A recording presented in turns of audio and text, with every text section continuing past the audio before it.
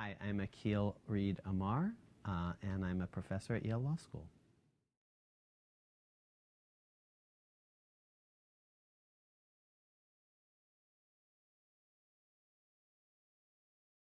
Yes, equality, that's a beautiful way of putting it. The word itself invites us to pay attention to what the majority thinks, but also to what the minority thinks. Because if my wife and I are talking and she says, okay, now we are disagreeing, and I say, oh, no, we're not disagreeing. She says, well, if one person thinks you're disagreeing, then maybe you're disagreeing. You're having an argument. And if one side says it's not equal, well, that may be enough at least to trigger very careful judicial scrutiny to see whether it really is equal or not. The judges are going to have to decide, but they're going to need to decide with particular sensitivity to both sides of the equation.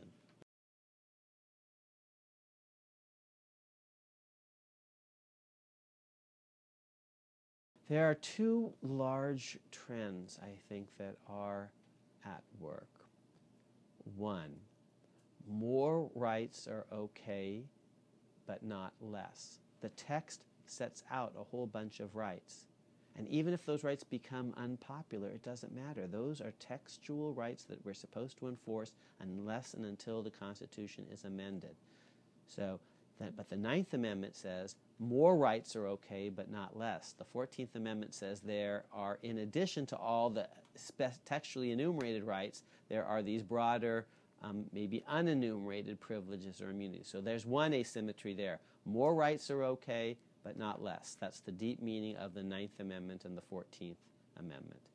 A second interesting asymmetry. Over the course of American history, we've added lots of rights, but really never taken away rights. The course of all the amendments, the trajectory, the vector, is increasing liberty and equality. Only one amendment has arguably really cut back on liberty and equality, and interestingly, it's the one amendment that didn't take, that itself got overruled by a still later constitutional amendment. That was Prohibition, the 18th Amendment, which was repealed by the 21st Amendment. But with the exception of that, the one amendment that arguably took back liberty, constricted it, all our amendments have really either been about structural issues or have been expansions of liberty and equality. You add a Bill of Rights that gave you more rights than were textually specified before, and the Ninth Amendment said, oh, and there may be lots of other rights that we haven't listed, and don't read our listing by negative implication. And then the Civil War happened, and we ended slavery in the 13th Amendment and promised civil equality in the 14th Amendment and political equality, equal voting rights for blacks with the 15th Amendment. And then in the 20th century, direct election of senators, so more democracy, equal suffrage for women, the 19th Amendment. In the 1960s, getting rid of poll taxes, allowing 18-year-olds to vote, being more fair toward D.C., which is a largely black city. So a pretty extraordinary trajectory, again, asymmetric. The last chapter of the book talks about America's unfinished Constitution, the Constitution still to be written, amendments that we might add in this generation or that might be added by later generations. And the claim is that certain amendments would fit the story thus far and others wouldn't. An amendment criminalizing or prohibiting gay marriage wouldn't fit the trajectory of more rights. An amendment allowing gay marriage would. That would expand liberty and equality. Or an amendment saying people who came to the United States at a young age and became naturalized American citizens should be eligible for president after a certain point. That would fit the narrative thus far. Moving to direct election of the president on a theory of one person, one vote would probably fit the trajectory thus far. An amendment criminalizing the burning of the American flag and thereby, for the very first time, cutting back on the First Amendment, that wouldn't fit the trajectory thus far.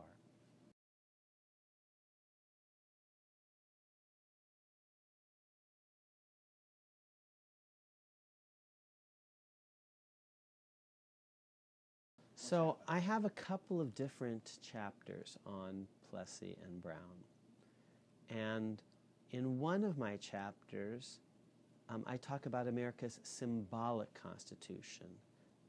This short text binds us together. It constitutes us. It makes us Americans. It's what we have in common, and I wouldn't want to lose this, even as I'm trying to go beyond it, beneath it, behind it. I never want to lose touch with it. But this isn't the only text that binds us together as Americans. There are other texts: the Declaration of Independence, the Gettysburg Address. Today, in fact, we meet on the 149th anniversary of the Gettysburg Address, providentially. The I Have a Dream speech. Brown versus Board of Education is iconic in the way that the Federalist Papers are iconic. And so there are probably as many different theories of Brown versus Board of Education's rightness as there are law professors and justices. So different people have different accounts of why Brown is right. And there are certain texts that we all demonize, that we think are basically not what we believe in. Plessy is one of them. Dred Scott is another. So I have one chapter on sort of Brown and Plessy and America's symbolic constitution. I have another chapter on the role of precedent. Putting the two chapters together, here's what I say. I think the Constitution says equal.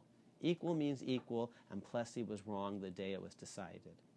Because it wasn't equal, segregation wasn't, apartheid wasn't, even in 1896. Now, why am I so emphatic about that? How am I so sure that I'm not making that up because I happen to live in the 21st century and I'm just imposing all of my ideas anachronistically on the 1890s?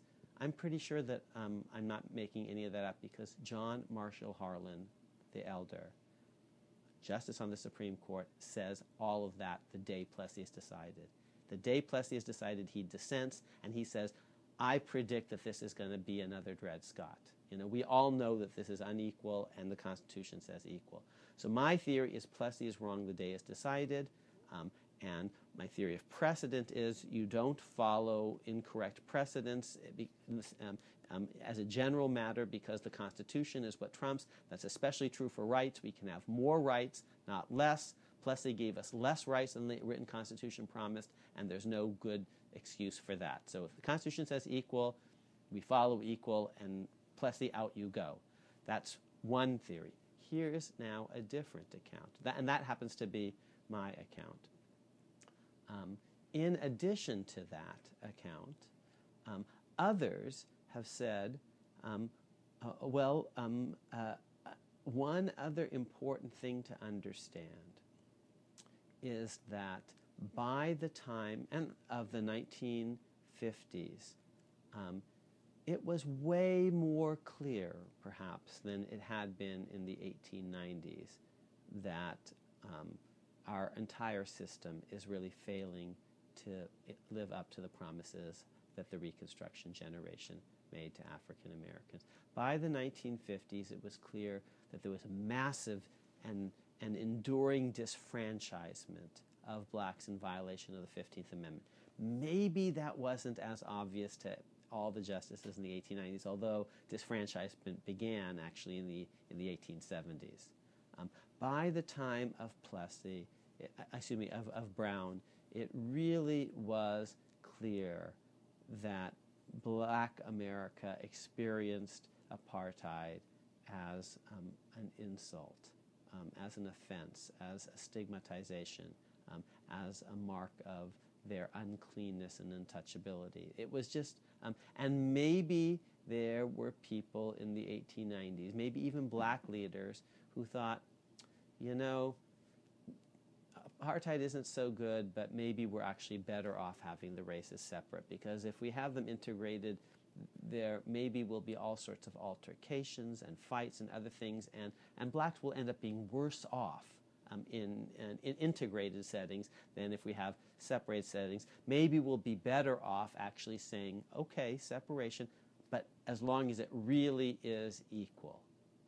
And so you could imagine that attitudes of black Americans may have changed between the time of Plessy and Brown. As I said, my view is that Plessy was wrong the day it was decided, because Harlan seems to be able to see it very clearly that day.